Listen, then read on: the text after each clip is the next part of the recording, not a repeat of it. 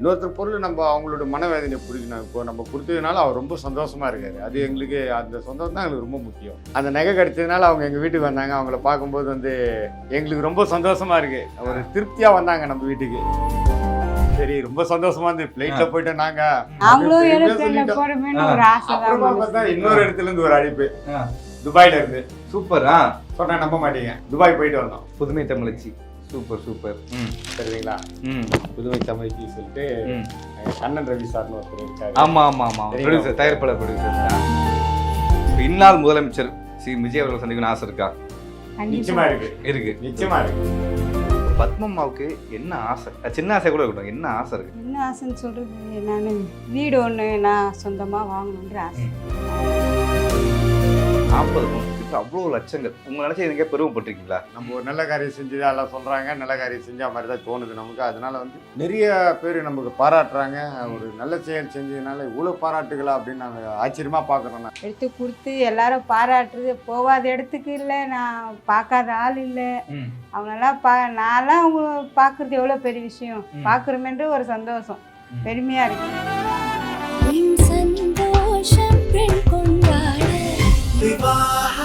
மணப்பெண்ணின் பிரத்யேகமான திருமணம் Vivaha the Chennai silks. Max Gold, cash for gold. Call 044-4545-4545. கலண்டா தமிழர்களுக்கு வணக்கம். அதாவது இப்போ நம்ம யார் சந்திக்க போகிறோம் அப்படின்னு பார்த்தீங்கன்னா, ஒரு 4 மாதம் முன்னாடி இந்த கப்பில் சென்சேஷன் கப்புன்னு சொல்லலாம். நான் அவ்வளோ பேர் கொண்டாடப்பட்டாங்க. அவ்வளோ பேர் சரி, இன்னும் மனிதாபிமானம் தமிழ்நாட்டில் இருக்கா அப்படிங்கிறதுக்கு ஒரு எக்ஸாம்பிளாக ஒரு அம்மா இருந்தாங்க, பத்மா. அம்மா வணக்கம். ஐயா எப்படிங்க? நல்லா இருக்கிறோம். நல்லா இருக்கு. நான் ஸ்டார்டிங்கே பார்த்தேன், எதுக்கு ஐயா ஐயான்னு கூப்பிடுறீங்க? இல்லை, அவங்க பையன் வயசு தானே. நான் இப்போ அப்பா தானே சொன்னேன். இல்லப்பா, எதுக்கு ஐயான்னு கூப்பிட்டு பழக்கம் அந்த வேலை செய்யும்போது பழக்கம் மரியாதை கொடுத்து பழகிட்டோம். அப்படிதான் எல்லாரையும் ட்ரீட் பண்ணுவீங்க. Okay done.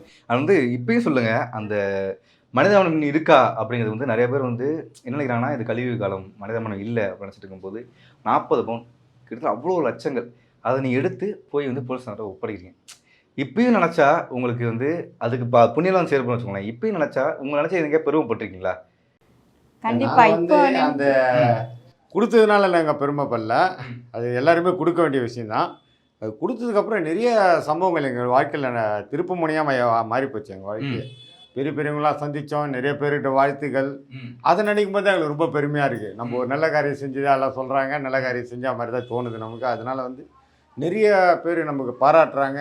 ஒரு நல்ல செயல் செஞ்சதுனால இவ்வளோ பாராட்டுகளா அப்படின்னு நாங்கள் ஆச்சரியமாக பார்க்குறோம். நாங்கள் அது ஒரு விதத்தில் சந்தோஷமாக இருக்குது எங்களுக்கு. உங்களுக்கு? எங்களுக்கும் ரொம்ப சந்தோஷம்ப்பா. அந்த மாதிரி எடுத்து கொடுத்து எல்லாரும் பாராட்டுறது, போகாத இடத்துக்கு இல்லை, நான் பார்க்காத ஆள் இல்லை. அவங்களெல்லாம் நான்லாம் அவங்க பார்க்குறது எவ்வளோ பெரிய விஷயம். பார்க்குறோமென்று ஒரு சந்தோஷம், பெருமையாக இருக்கு. பட் இதெல்லாம் பாராட்டுறீங்களே, ஏன் இது என்ன மற்றவங்க காசு, அதுக்காக நான் கொடுத்துட்டேன், அது ஏன் காசு இல்லையே அப்படிங்கிற மாதிரி உங்களுக்கு தோணுதா? இதெல்லாம் ஏன் பாராட்டுறீங்க? கேட்குறவங்க சொல்கிறேன், உண்மையாதுதானேங்க. எங்களுது இல்லைம்மா, அடுத்தவங்க பொருள் கொடுத்து தானே ஆகணும் அப்படின்னு சொல்கிறது. இதுதான் ஒரு கணவனா உங்களுக்கு எவ்வளோ ப்ரௌடாக இருக்குது. தான் ஒய்ஃப் சரி அடுத்த காசுக்கு ஆசைப்படல, இருந்தாலும் உங்கள் வீடை பார்க்கும்போது தெரியுது அந்த காசு நீ என்னென்னா பண்ணிக்கலாம். அவ்வளோ உங்கள் வீடை பார்க்கும்போதே நான் சாரி சுட்டி கட்டி நினச்சிக்காதீங்க. ஏன்னா இருக்கிற வீட்டிலேருந்து நல்லா தான் வாழ்றீங்க. இருந்தாலும் சரி, இன்னும் அடுத்த இடத்துல போய்க்கலாமே அப்படிங்கிற ஒரு எண்ணம் இருந்துச்சா உங்களுக்கு? நினைக்கலாம். அது நம்ம ஓய்ச்சி சம்பாரிச்சு நினைக்கணும். இன்னொருத்தர் காசுல நினைக்க தவறு இல்லையா? அது சூப்பர் சூப்பர். அப்பா அவன் எவ்வளோ கஷ்டப்படுவார். அது நீங்கள் அந்த மாதிரி ஒரு ப்ராப்பர்ட்டியை தொலைச்சிட்டீங்கன்னா அவ்வளோ மனவேதனைப்படுவீங்க. சொல்லுங்கள். அதுதான் நம்ம யோசிக்கணும். நம்ம எடுத்துன்னு சாப்பிட்டோம் போனோம் வந்தெல்லாம் அதெல்லாம் சும்மா பேச்சாது. நல்லாவும் இருக்க முடியாது, நல்லாவும் இருக்க மாட்டாங்க. இன்னொருத்தர் பொருள் நம்ம அவங்களோட மனவேதனையை பிடிக்கணும். இப்போ நம்ம கொடுத்ததுனால அவர் ரொம்ப சந்தோஷமா இருக்காரு. அது எங்களுக்கு அந்த சந்தோஷம் தான் எங்களுக்கு ரொம்ப முக்கியம். அவங்க 4 பேரையும் காப்பாற்றின மாதிரி ஃபேமிலியும் குடும்பத்தோடு இருக்காங்க. 45 சவரம் அவங்க, அதுவும் அவங்களது கூட இல்லை, அடுத்தவங்க பொருள் அவங்க வியாபாரம். அவங்க மிடில் கிளாஸ் ஃபேமிலி தான். இல்லை? ஆமாம், மிடில் கிளாஸ். வீட்டுக்கு வந்தாங்க, எங்களை பார்த்தாங்க, எங்ககிட்ட ஆசீர்வாதம் வாங்கினாங்க, நல்லா நெகிழ்ச்சியாக பேசினாங்க. ரொம்ப சந்தோஷமா இருந்தது. அவங்க அந்த நகை கிடைச்சதுனால அவங்க எங்கள் வீட்டுக்கு வந்தாங்க. அவங்கள பார்க்கும்போது எங்களுக்கு ரொம்ப சந்தோஷமா இருக்கு. ஒரு திருப்தியாக வந்தாங்க நம்ம வீட்டுக்கு. இல்லைன்னா அவங்க வரப்போகிறது இல்லை. நம்ம வீட்டுக்கு வந்திருக்காங்கன்னும் போது நகை தொலைச்சதுனால வந்தாங்க, எடுத்து கொடுத்தோம். ஆனால் நம்மக்கிட்ட ஆசீர்வாதம் வாங்குறாங்க. எங்களையும் நினச்சி ஒரு ஆசீர்வாதம் பண்ணுங்கன்னு வாங்குறாங்க. அவங்க மனசுக்கு நல்லதே நடக்கும். இதில் நாங்கள் பெருமைப்படுறது ஒன்றும் கிடையாது. நாங்கள் எடுத்து கொடுத்தோம்லாம் அவர் என்ன நல்லது பண்ணியிருக்காரோ தெரியல. அதனால தான் அந்த பொருள் அவர்கிட்ட கிடைச்சிது. தெரியுதுங்களா? இப்போ இந்த இரும்பு பெண்மணி இந்த நல்லது பண்ணிட்டாங்க, இதெல்லாம் ஓரம் வச்சுட்டு உங்கள் வாழ்க்கை எப்படி காலைல எழுந்துச்சோன்னா என்ன பண்ணுவீங்க? உங்க 2 எங்க வாழ்க்கை என்ன வாழ்க்கை வருது? ரொம்ப கஷ்டமாக தான் போயிருக்கு. இதுவும் லீஸுக்கு தான் இருக்கிறோம் வீடு, சொந்த வீடு கிடையாது. ஃபஸ்ட்டு வந்து சின்ன வீட்டில் இருந்தோம். இப்போது அவங்கக்கிட்டே காசு கொடுத்து கட்டிட்டு மேலே வந்திருக்கோம். நாங்களும் ஒரு 8 லட்ச ரூபா கடத்தில் தான் இருந்தோம். இப்போ கொஞ்சம் பரவாயில்ல எங்களுக்கு. என்ன உங்க வாழ்க்கை எப்படி போயிருக்கு? காலைல வந்து என்னெல்லாம் பண்ணுவீங்க? இந்த மாதிரி காலையில் 4 மணிக்கு எழுந்திக்குவாங்க. எனக்கு சாப்பாடு, பையனுக்கு சாப்பாடு, அவர் வந்து ஐடி கம்பெனியில் ஒர்க் பண்ணுறாரு, அவருக்கு சாப்பாடு எல்லாம் ரெடி பண்ணணும். காப்பி இப்பெல்லாம் போட்டு வீட்டுக்கிட்டு குளிச்சுட்டு ரெடி ஆகிட்டு காலையில் நான் தான் ஆட்டோவில் கூப்பிட்டு போவேன். கூப்பிட்டு போய் வேலையில் விட்டுருவேன். நீ 4 மணிக்கு எழுந்துச்சு இவங்க கூட எழுப்பி விட்ருவாங்க, இவங்களே எழுப்பி விட்ருவாங்க.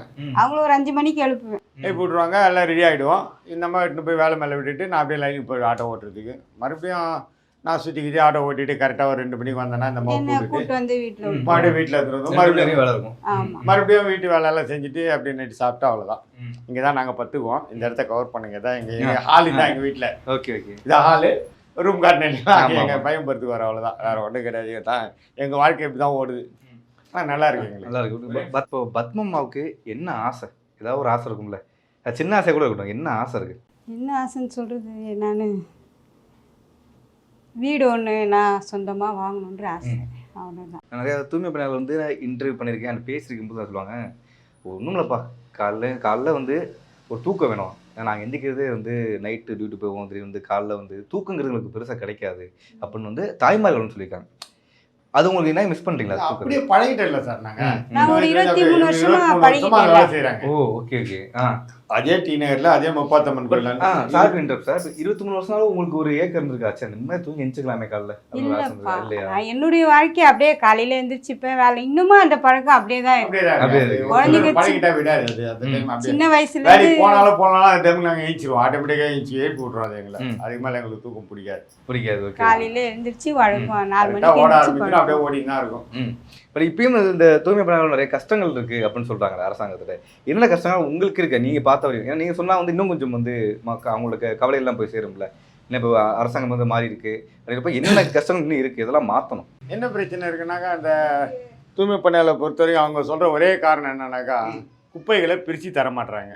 எங்களுடைய இந்த அம்மாவுடைய பெரிய பாரமே அதுதான். இந்த அம்மாவதில் தூய்மை பணியாளர் எல்லாருக்குமே இருக்கிற பாரம் அதுதான். எவ்வளோ அரசாங்கமும் சொல்கிறாங்க இந்த மாதிரி தரம் பிரித்து கொடுங்கன்னு. யாரும் பிரித்து கொடுக்குறதில்ல. அவங்க விஷயத்துக்கு அவங்க போட்டு இந்த அம்மா ஒரு சில டைமில் கையெல்லாம் எடுத்துக்குவாங்க. அது எடுக்கும்போது பாட்டிலோடு இருக்கும், பிளேட் இருக்கும், அந்த மாதிரிலாம் அதே மாரி கையெல்லாம் கீச்சிருக்கு. அவங்களே வீட்டில் இருக்கிறவங்கள பிரித்து கொடுத்துட்டாங்க, அந்த பிரச்சனை கிடையாது. அது நிறைய விழிப்புணர்வு சொல்லுறோம். ஒரு சிலர் செய்கிறாங்க, ஒரு சிலர் செய்ய மாட்டுறாங்க. அப்படிதான் இருக்குது. அதுதான் அந்த வேலையில் உங்களுக்கு கஷ்டம். மற்றபடி இவங்க வேலை செய்கிற இடத்துல வந்து சாப்பாடு கொடுக்குறாங்க, அப்புறம் வந்து நல்ல சலுகைகள் கொடுக்குறாங்க, நல்ல சம்பளம் கொடுக்குறாங்க. ஒன்றும் பெரிய கஷ்டம்லாம் ஒன்றும் கிடையாது. ஓகே, உங்களுக்கு ஒரு ஆசை இருக்கா? சரி, என் மனைவி வந்து ஒரு நாளாவது வந்து எங்கேயாவது கூட்டு போயிடணும், அந்த வேலைக்கு போக விடாமல் அப்படின்னு ஏதாவது ஒரு ஆசை இருக்கா? இருக்குதான். என்ன பண்ணுறது, எனக்கும் வயசாகி போச்சு. என்னுடைய வயசில் வந்து இதுக்கப்புறம் நான் எங்கேயும் போய் ஓடி ஆடி சம்பாதிக்க முடியாது. இருக்கிற ஒரு ஆட்டோ வச்சு தற்காப்புக்காக நான் ஓட்டிகிட்டு இருக்கேன். அவ்வளோதான், எங்கள் வாழ்க்கை அப்படியே போயிடுச்சு, அவ்வளோதான். இதுக்கு மேலே என்ன, எங்கள் பையனுக்கு கல்யாணம் பண்ணோம். அப்படியே கல்யாணம். என்ன ஆசை? என்ன ஆசை? உங்கள் மனைவி வந்து ஒரு நாள் லீவ் போடுறாங்க, ஒரு வாரம் லீவ் கொடுத்துறாங்க வச்சுக்கோங்க அரசாங்கம், என்ன பண்ணணும்னு ஆசை உங்களுக்கு? என்ன ஆசை இருக்குது? என்னென்ன பண்ண ஆசை? நீங்கள் சொன்ன நம்ப மாட்டீங்க. இந்த சம்பவம் நடக்கிறதுக்கு முன்னாடி நீங்கள் சொல்கிற மாதிரி ஆசைகள்லாம் இருந்தது, சின்ன சின்ன ஆசைகள்லாம் இருந்தது. ஏன்னா ஊருக்கு போயிட்டு வரணும், ஜாலியாக ஒரு 2-3 நாள் சுற்றிட்டு வரணும் அப்படின்னு. இது எப்படியோ எங்கள் எண்ணங்களை தெரிஞ்சுக்கின்னு ஒரு ஐடி கம்பெனிக்காரர் என்ன பண்ணார், அவர் ஒரு 3 நாள் டூர் போட்டு இது ஃப்ளைட்டில் கூப்பிட்டு போனார். சூப்பரா. எந்த ஊர் போனீங்க? மங்களூர் போனோம். மங்களூர் வந்து உடுப்பி. அங்கே 3 நாள் டூர், நல்லா ரூம்லாம் நல்லா பெரிய இடத்துல ரூம்லாம் ஹோட்டல்லாம் ரூம் போட்டு கொடுத்து நல்லா இது பண்ணாங்க. அதே மாரி அப்போ இன்னொரு ஆசை வந்துடுச்சு. என்னடா அது இதுக்குள்ளே போயிட்டு வந்துட்டோமே, சரி ரொம்ப சந்தோஷமா இருந்து ஃப்ளைட்ல போயிட்டோம் நாங்க. அப்புறமா பார்த்தா இன்னொரு இடத்துல இருந்து ஒரு அழைப்பு, துபாயில இருந்து. சூப்பரா சொன்னா நம்ப மாட்டீங்க. துபாய் போயிட்டு வந்தோம். அவங்களே எல்லாம் பாஸ்போர்ட்லாம் ரெடி பண்ணி, டிக்கெட்லாம் அரேஞ்ச் பண்ணி, விசாலாம் ரெடி பண்ணி அங்கே போயிட்டு வந்தோம். அவங்க ஒரு 3 நாள் தங்க வச்சாங்க. 5 ஸ்டார் ஹோட்டலில் ரூம் போட்டு கொடுத்தாங்க, தங்கணும். துபாய் ஃபுல்லாக சுற்றி காட்டினாங்க. அங்கே கொடுத்த விருது தான் அது, புதுமை தமிழச்சி. Super super. சரிங்களா? புதுமை தமிழச்சி சொல்லிட்டு கண்ணன் ரவி சார்னு ஒருத்தர் இருக்காரு. ஆமாம் ஆமாம் ஆமாம், ப்ரொடியூசர், தயாரிப்பாளர் ப்ரொடியூசர். அவர் ஹோட்டலில் எங்களுக்கு விருது கொடுத்தாங்க, சாப்பிட்டோம். எல்லாம் எங்களை அன்பாக கவனிச்சாங்க. எங்களை ரொம்ப பாதுகாப்பாக பார்த்துக்கிட்டாங்க. நாங்கள் துபாய் போது பயந்தோம். நாங்கள் சொல்கிறதுக்கு என்ன இருக்குது, பயம் வந்துருச்சு. என்னால் அது வெளிநாடு கூப்பிட்றாங்களே, இந்தியாவுக்குள்ளனா பிரச்சனை கிடையாது, வெளிநாடு என்ன நடக்குன்னு தெரியல. அப்புறம் பார்த்தா அவ்வளோ அருமையாக எங்களுக்கு அங்கே ஸ்ரீதேவி சிவானந்தன் ஒருத்தர் ஒரு லேடி இருக்காங்க, டாக்டர். அவங்க தான் மொத்த ஏற்பாடம் பண்ணியிருந்தாங்க. அவங்க எங்களை ரொம்ப நல்லா பார்த்துக்கிட்டாங்க. எங்ககிட்ட ஒண்ணுமே இல்லை, ஒரே ஒரு ஆதார் கார்டு தான் ஆதார் இருக்கு. கார்டு மட்டும் தான் எங்ககிட்ட. ஒரே நாள்ல முடியணும்ன்ற ஒரு பாஸ்போர்ட்ல ரெடி பண்ணி உங்களுக்கு கூட்டு ஒரே போனாங்க. நாள்ல மூணு நாள் இருக்கு. மூணே நாள். போன மாசம் தான் போயிட்டு வந்தோம். 26ஆம் தேதி இப்போ இவ்வளவு நல்லது நடந்தா கூட சில பேர் இந்த சுத்தி உள்ளவங்க சொந்தக்காரங்க என்ன பண்ணுவாங்க தெரியுமா, என்ன பிழைக்க தெரியாத ஆளா இருக்க நீ, ஏன் போய் செயினை போய் கொடுத்த, அதை வச்சு எல்லாம் பண்ணிக்கலாம் தெரியுமா அப்படின்னு வந்து திட்டிருப்பாங்கல்ல. சொல்றாங்க. அவங்க கிட்ட நாங்க சொன்ன ஒரே பதில், அவங்க பொருள் தோண்டி போய் நான் மாதிரி சொல்லுவேன் அப்படின்னு. நிறைய பேர் சொன்னாங்க. பதிலே இல்ல அவங்களுக்கு. எது வந்து அதிகமா இருந்துச்சு, எது வந்து அதிகமா பாராட்டு தான் நிறைய அதிகமா. பாராட்ட தவிர்த்து திட்டுகள்ல வந்து இது அது வந்து இருக்கு சார். அது எல்லாமே இல்ல, இது கஷ்டமான ஒரு வார்த்தை இருக்கும், அதை கேக்குறேன். கஷ்டமான ஒரு வார்த்தைகள் என்னன்னாக்கா, எனக்கு இன்னும் போன்ல வருதா நிறைய, எனக்கு போன் பழக்கம் இல்லை, அதனால எனக்கு தெரியல. ஆனா இப்பயும் வந்து இப்போ நைட் நேரம் போறவங்க இருப்பாங்கல்ல, இந்த தூய்மை இப்போ ரீசெண்டாக கூட நடந்துச்சு, ஒரு 2 months முன்னாடி நடந்துச்சு. சேஃப்டி இன்னும் அப்படியே இருக்கா? சேஃப்டி இல்ல. உங்களுக்கு ஏதாவது இன்சிடென்ட்டோ சேஃப்டி இல்லாம இருக்கிறத ஃபீல் பண்ணிருக்கீங்களா? இல்ல அப்படி எதுவும் இல்லை சார். இவங்க நைட் டியூட்டி போறது இல்லை. இவங்களும் கேட்கல, பொதுவாகவே சொல்றேன். பொதுவாகனா அவங்கள பற்றி இவங்க ஏரியாவில் வேலை செய்கிறாங்க, அந்த நைட்டில் பற்றி எந்த பிரச்சனையும் சொல்கிறது இல்லை அவங்களும். ஏன்னா சூப்பர்வைசர் லைன்ஸில் இருக்காங்க, அவங்களுக்கு பாதுகாப்பாக இருக்காங்க. சூப்பர்வைசர் மேனேஜர்லாம் லைன்ஸில் வராங்க, அவங்களுக்கு பாதுகாப்பாக இருக்காங்க. சாப்பாடு எல்லாம் அரேஞ்ச் பண்ணி கொடுக்குறாங்க. இல்லை, அப்போ சூப்பர்வைசர் திடீர்னு எப்பயுமே இருக்க மாட்டாங்கல்ல. திடீர்னு இப்போ ரீசெண்டாக ஒரு விஷயம் கேள்விப்பட்டோம்ல, இப்போ அரசாங்க சைடில் வந்து என்ன பண்ணி தரணும்னு கேட்டீங்கன்னா, இப்போ ரீசெண்டாக ஒரு தூய்மை பணியாளர் வந்து அழுதாங்க, எங்களுக்கு வந்து இதெல்லாம் வேணும், எனக்கு வந்து ஹைக் வேணும், அந்த மாதிரி சொல்லி அழுதாங்க. என்னெல்லாம் வேணும்னு கேட்குறேன் உங்களுக்கு. இல்லை, அது என்னன்னாக்கா, அது வந்து அப்போ நடந்த பிரச்சனை என்னன்னாக்கா, அது ஒரு கான்ட்ராக்டாக கொடுத்துட்டாங்க, அதனால வந்து கொடுக்காதீங்கன்னு சொன்னாங்க. அதை மாற்றிட்டாங்களா, அப்போ அவங்க இதுலேயே மாற்றி விட்டுட்டாங்க. மறுபடியும் அவங்களுக்கு அவங்க கோரிக்கை நிறைவேற்றிட்டாங்க, அப்போதைக்கு நிறைவேற்றிட்டாங்க. இப்போ என்ன நடக்குதுன்னு தெரியல, இப்போ போராடுகிற எதுவும் இல்லை. ஓகே. இப்போ இந்நாள் முதலமைச்சர் விஜய் அவர்கள் சந்திக்கணும்னு ஆசை இருக்கா? நிச்சயமா இருக்கு. நிச்சயமா இருக்கு. ஓகே, பார்த்தா என்ன சொல்லுவீங்க? அவர் வாழ்த்து சொல்லுவோம் முதல்ல. அவரு நாங்க வாழ்த்து சொல்றது ஏத்துக்கிறாரு இல்லைன்னு தெரியாது, ஏத்துப்பாரு. இருந்தாலும் அவருக்கு எங்களுடைய வாழ்த்து நேரில் பார்த்து வாழ்த்து சொல்லணும்னு எங்களுக்கு ஒரு ஆசை. அது நிறைவேற்றினா நல்லா இருக்கும். அதான் உங்க சைடு என்ன சொல்லுவீங்க? அவரை பார்க்கணும்னு தான் ஆசை எனக்கு கூட.